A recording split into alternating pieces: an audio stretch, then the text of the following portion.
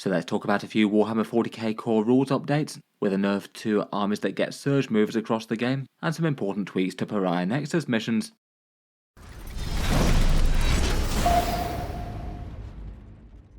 Hello and welcome back to Auspex Tactics, where over the past day or so we've been talking about the recent 40k balance update, and for this one I thought we'd focus on everything that came out for the core game of 40k for the update, and do a dedicated video to that. In Warhammer 40k balance things, there generally tend to be two patterns of update, either the big balance data slate one, which is the one where they usually tend to mess around more with FAQs and any big sweeping balance changes to that, but this one's one of the sort of more interim ones, mainly focused on faction points changes, so no balance data slate, and for the most part the changes to the core rules were kind of minor, though there was one that was kind of big that affects a fair few factions, and Errata that changes the way that surge movers work, which is really quite relevant for a bunch of aggressive units such as Khorne Berserkers, Accursed Cultists, and anything else that can reactive move when the enemy shoots them. Otherwise, the FAQs beyond that cleared up a few small issues, though I think most of them aren't particularly relevant to the average 40k player.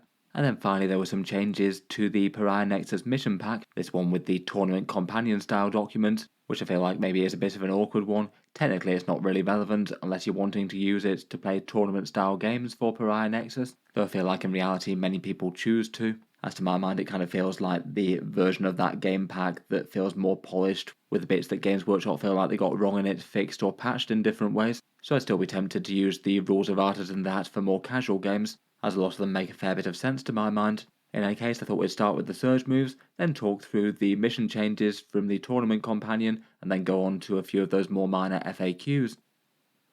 Before we start, I thought I'd just give a shout out to today's video sponsor, Baron of Dice, a high quality dice maker based in the USA who made some fancy custom dice for the channel and asked if they could sponsor a few videos after that.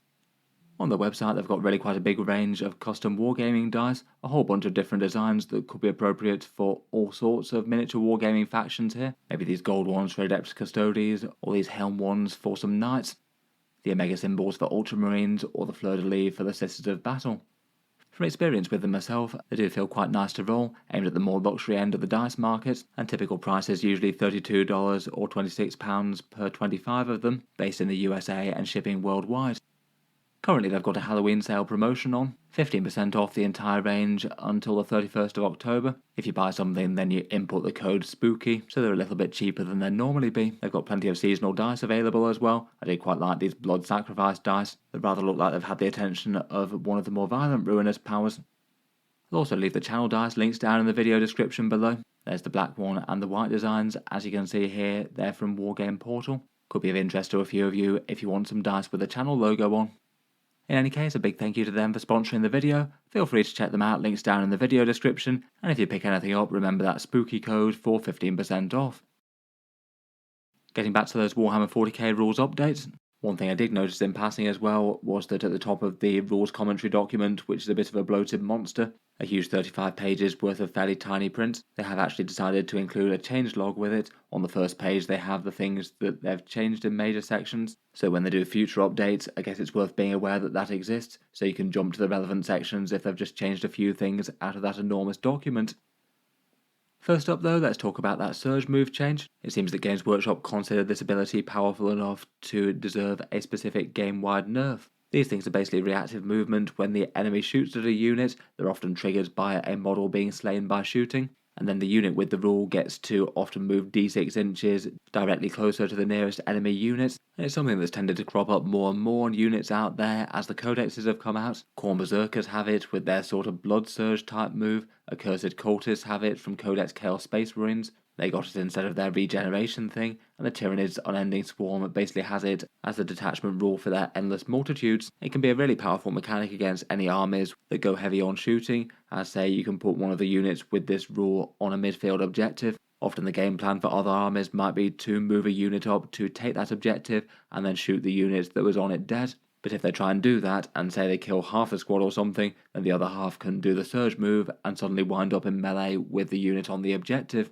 they'll then basically have hid in combat, and you won't be able to shoot them with anything else this phase. I think the thing that prompted the change was probably the accursed cultists for the Chaos Space Marines. Not every competitive list for the faction used them, but there were certainly a fair few people using maximal accursed cultist squads with a dark commune attached, a unit that no one squad was realistically going to shoot dead in a single round of shooting, so it meant that they got loads of surge moves, or the opponent just not being able to shoot them realistically. And playing against them with a faction that goes heavy on the ranged firepower could really be not a lot of fun. It seems that as a result, Games Workshop have basically made 3 revisions to surge moves, and these apply to all units in the game with something like that, seemingly to help standardise them, and also limit their impact a little bit. It seems that each unit can now only make 1 surge move per phase, so you couldn't say have an accursed cultist unit that gets d6 inches closer to you after your first unit has shot it, and then goes another d6 inches closer to you when your next unit shoots it, potentially allowing you to cross a massive chunk of the board even in your own turn. And I must admit, being able to stat this multiple times did feel just a little bit weirdly arbitrary.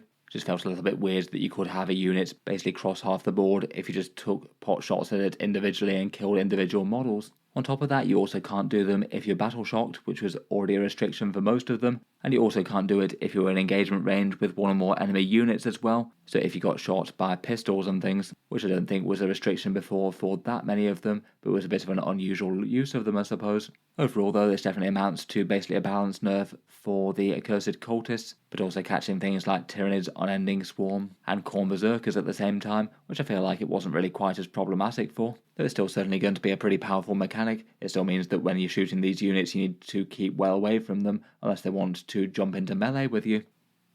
Otherwise, beyond that, they just added a few other FAQs and clarifications, spelling out clearly that you can move less than the d6 number that you roll, which I think was the way that it was written before, but I could see how people might interpret that the other way, and even saying that you can still basically choose to not move after you've rolled, you just count as having basically done a move of 0 inches, so you still have that option after you've seen the dice. They also gave some slightly interesting guidance as to how it works if such a unit gets overwatched as well, as basically you can surge move after being overwatched, say if the opponent chooses to do it at the start of your movement. The way that that works, if you hadn't already moved that phase, would be that if you wind up in engagement range, then you wouldn't be able to go on to make a move, as I guess you'd declare a normal move, and then you'd wind up in combat, so you wouldn't be able to make that normal move anymore. But if you made a surge move, and then you were still out of melee, and you declared a normal move, you could still go on to do that. I guess it's a little bit of an unusual interaction, but it definitely will happen that these units will get overwatched if you happen to be playing against something that's got big scary ones, and that might make your opponent think twice about exactly how they do so. Otherwise, for the major changes, I thought we'd go over the Tournament Companion updates next, as if you're using their version of the Pariah Nexus mission, they're probably the other most impactful changes to the wider game. Perhaps one of the more unexpected changes was the nerf to secret missions. That set of 4 missions that replaced the gambits, where basically at the end of battle round 3, they're sort of aimed as a catch-up mechanic. The idea is that if you've fallen very behind on primary missions, and you don't think that you're going to catch up there, then you can basically say that I'm not going to score any more than 20 victory points on your primary mission for the entire game, and then work towards one other secret objective, doing things like getting one of your battle line units to the enemy deployment zone while pushing back all of theirs, having your warlords take their home field objective, or a couple of others.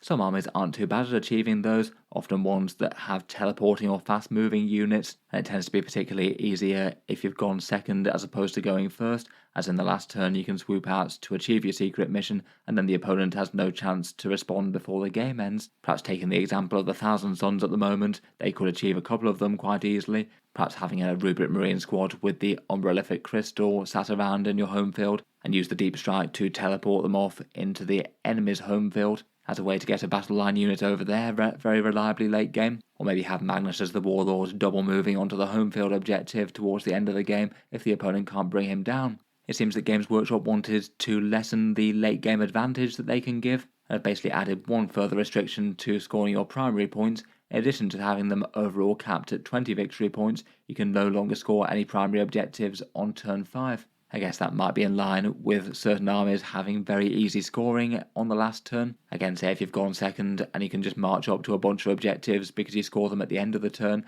and then get loads of victory points that way on the primary, and then also achieve your secret mission at the same time. Perhaps they just didn't like the idea of an army setting up and scoring something like 35 victory points all in one fell swoop. if they have been a force that's managed to conserve a bunch of their stuff safe behind terrain until the late game. At first impressions, that doesn't really strike me as something that's going to be absolutely killer. It's definitely a nerf to that way of playing, but means that if you want to hit that 20 victory point maximum, then you need to do it in rounds 2, 3 and 4 normally, and you can't just set all of your plans on extreme late game plays. Otherwise, for the tournament pack changes, the linchpin mission got a victory point cap. That's the one where you hold your home field objective, and then other objectives around the map for potentially 3 victory points for the home field one, and then 5 victory points for the ones in the midfield or the opponent's deployment zone. And that was maybe kind of unusual in an objective that you could just score excessive amounts of points on, particularly if you'd won the damage game and then had a turn of really big scoring at the end of the game. In some ways, this seems kind of similar to the secret mission change, Games Workshop just not wanting any army to score excessive amounts on just one turn of the game, as that just keeps the emphasis on people fighting on every single turn, which is usually the idea that they tend to have, as it tends to promote a bit more interactivity. I think it's generally been a bit of good game design that 40k has had in recent years. I'm not sure how often in practice people were going over 15 victory points on this on a single turn, but I'm sure it happened from time to time.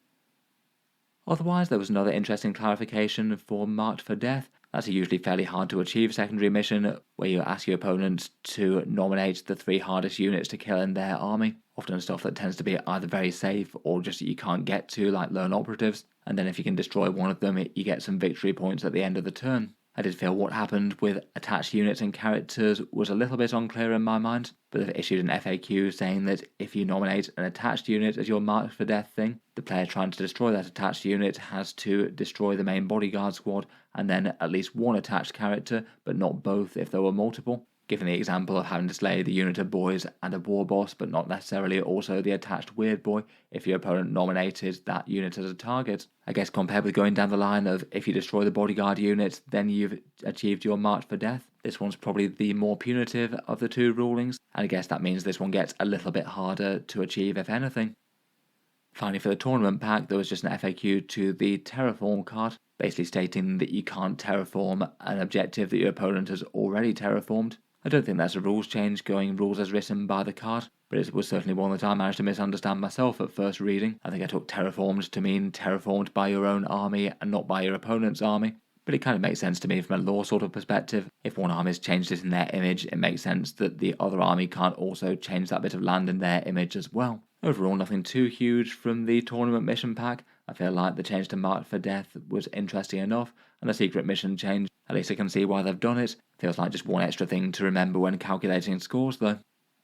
Otherwise, going back to the core FAQs, there was a small ruins visibility wording change, basically affecting overhanging models, and I feel like this one had broadly already been done in the previous Errata, but it looks like they've changed some wording. Basically, the upshot is that if you have a model that overhangs its base, like say this Toxicrene for the Tyranids for example, the trailing tentacles and things don't count as actually the model being in the ruin in terms of the obscuring point of view. So it means that if its entire base was behind a ruin, you wouldn't be able to draw a bead on it just because it had some tentacles trailing into the ruin's footprint. I'd bear in mind that this only affects the obscuring ruins thing and whether or not line of sight is blocked due to the ruin walls, and it has no effect whatsoever on true line of sight. And you still be able to draw true line of sight to and from those tentacles just like everything else. It just doesn't stop the model as a whole being obscured if they're trailing into a ruin's footprint but not around the sides of it. Otherwise, there was one for ongoing effects, say if Angron or St. Celestine was slain and then returns to the board, anything that was already an ongoing effect that still has its time window open would still apply to them, things like Oath of Moment, which I could see reasonably being applied to Angron. I guess in theory that means you might be able to get some rerolls against him in the World Eaters player's own turn if he revived super fast, but it doesn't work on replacement style units, so say the Astra Militarum Reinforcements one, where rather than just respawning the unit, you essentially place a direct copy of that unit in reserves. That's treated as a different unit, so not relevant for this. Otherwise, I feel like a bunch of the rest is maybe a little bit arcane and not very relevant to most games. There's a really tiny change to an FAQ that messed up some reactive abilities. The upshot being that if you have something that starts at, say, the start of the shooting phase, like the Thousand Suns Doombolt, you can still use reactive abilities that can be used, say, in the shooting phase for it, and they give the example of a reactive 4+ feel no pain against mortal wounds via an Adeptus Custodes stratagem. I think that was more them fixing a very slight bug that they'd created, though, in trying to rule that as a bit more of a universal way. Most of the other FAQs in Errata just seem super obvious or rare. If you have a rule that sets an ability to damage characteristic 0, and it's also -1 damage as well, it doesn't go beneath 0, so it makes sense that you wouldn't have shooting restoring some wounds onto your model. Or abilities and things continue to affect models until they're actually physically removed from the battlefield, so potentially could be in effect if there's anything that triggers on unit death, and they make some technical wording to what counts as part of an attached unit or not, and mainly that if you either destroy the leader model or all the bodyguard models, the remaining either leader or bodyguard no longer counts as being an attached unit, which I guess makes sense.